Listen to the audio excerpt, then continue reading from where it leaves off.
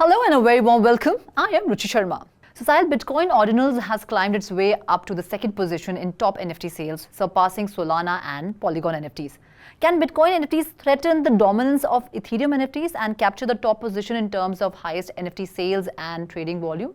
The trading volume surpassing Ethereum and staying at that, just maintaining that, upkeeping all of that, I don't think that is possible beyond a certain point because every coin and every one of these altcoins, they have a use case to them. The network chain has its own limitations and advantages. The kind of package you get with an Ethereum, considering how appropriate it is for the artist community, Right. how appropriate it is for the speaker, for the writer, for the one who's for celebrities. That is not something Ordinals will offer just yet. And even if it does have to offer that, the future is, slightly unpredictable. But I have my thoughts completely. I can say with conviction that I'm inclined towards the notion of Ethereum just maintaining the entire thing, and Ordinals making it to second position could just be a 1 minute, 11 minutes of fame or something like that, because they clearly don't have a use case or a package as offered by the Ethereum network chain. Solana, I can agree that it's easy to surpass, but Ethereum, not so much. It's super solid. They Ethereum is have the king. a lot of backing. They have come to you with a very solid purpose, and they have dominated, and they'll be back very soon. So actually a BRC 721E token has just come up where you can, using this token, you can convert Ethereum NFTs into Bitcoin NFTs. Do you think this will impact adversely Ethereum NFTs or not? I think it's a nice thing that there's an affiliation that exists there. It's already happening, and we see a lot of good use cases. The way OpenSea rocked it with these transferability protocol is going really well. I don't think it's going to adversely affect anything. Okay. It's like being listed. It's like being listed on a marketplace and getting a nice clientele where the clientele is on profit sharing, but because of the clientele, you're getting better credibility. And it's not like people don't trust Ethereum, but they trust Bitcoin. I think it's just opened more avenues for those who are into both network chains.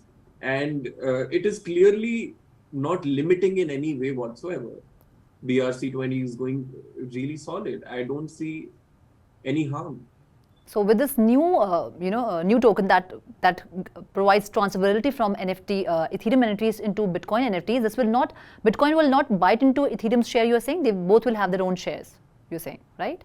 Of course, yeah, they both will have their shares, which might be taking away a little from the Ethereum chain, of course. There is only limited supply now. It's just like the RBI does not make notes and money every day. There's a limited supply, and considering the cold wallets also, people who have died and this and that. But regardless, the accumulation of these would definitely happen in a good way. I think the user base will take a slight hit on the Ethereum front, but the transferability will definitely, regardless, open more avenues. The overall user base will increase for the both of them. Right. So Bitcoin Ordinals are gaining a lot of traction. A lot of platforms are welcoming Bitcoin Ordinals.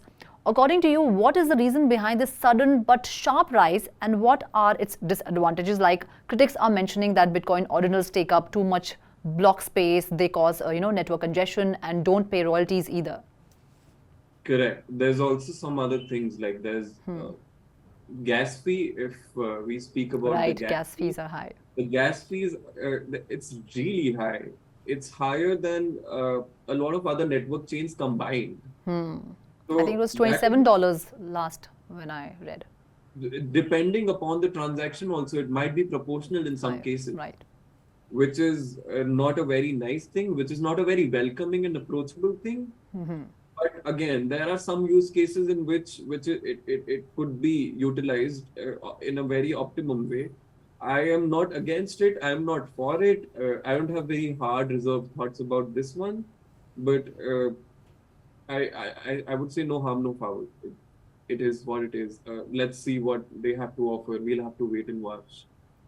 Okay. about ordinals, because I have a lot of mixed feelings about different notions about ordinals, about them having made it so big, and regardless being very pricey, literally pricey in terms of gas fee and the works.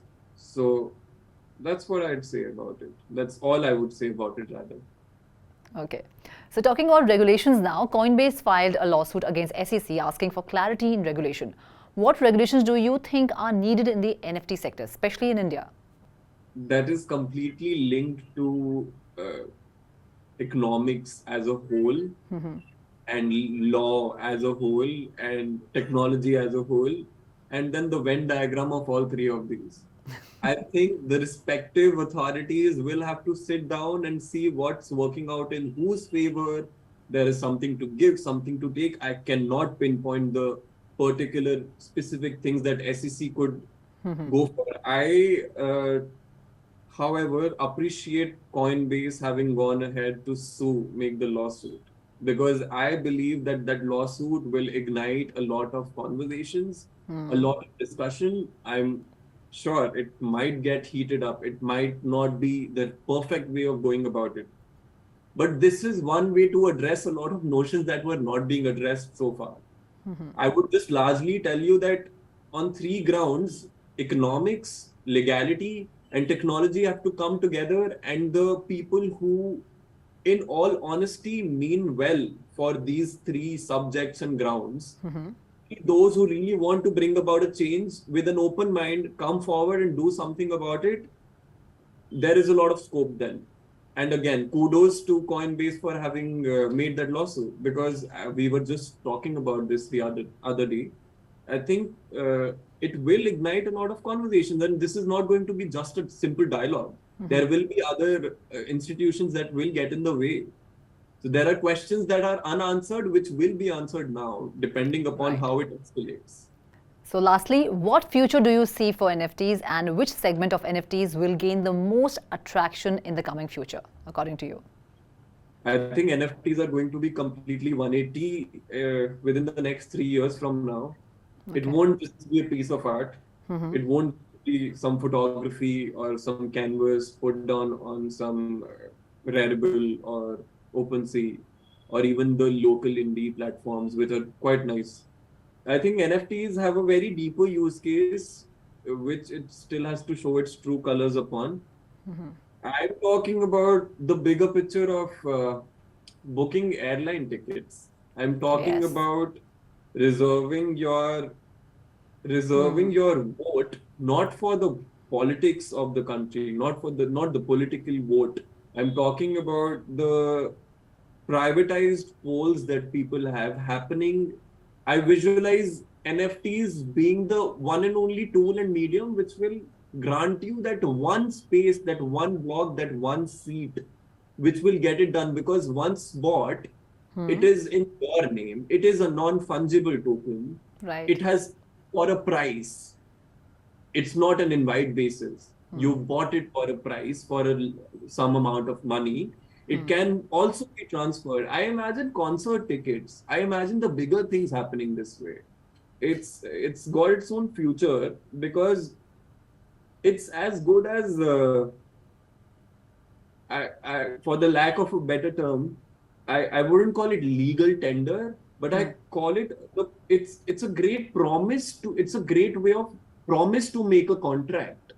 Right. I've made a contract. I've bought something, it's a good exchange, just like it happens in the real world, in exchange of money. NFTs are happening. Money does not have the technological advantage. Money cannot be tracked. Or when you have an NFT, it's literally in your name. It's on your MetaMask wallet, or it's on your whatever portal that you use.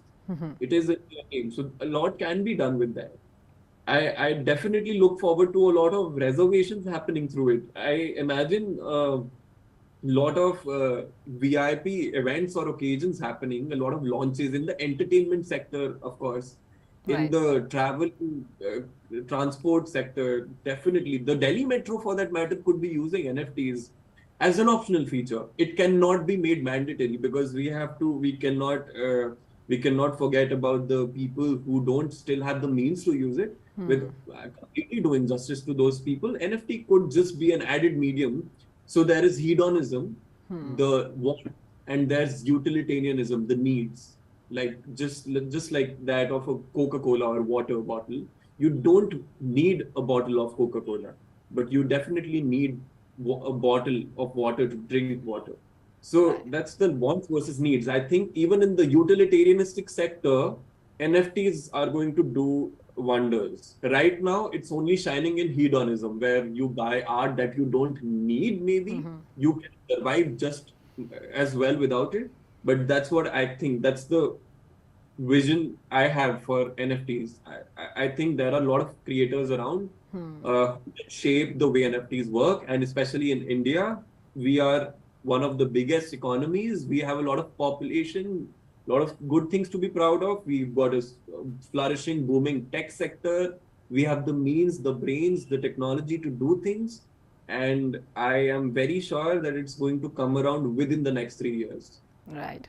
So the concert tickets, the flight tickets, F1 ticketing through NFTs, that's all happening globally, and we hope that this happens in India, very soon. Thank you so much, Sahil, for giving us your valuable time and having this conversation with us. Thank you so much. Likewise, it was good to be here. That's all in this special segment. This is me, Ruchi Sharma, signing off. Do like, share and subscribe to 3.0 TV, and for more such updates, log on to our website www.3versetv.io or scan the QR code.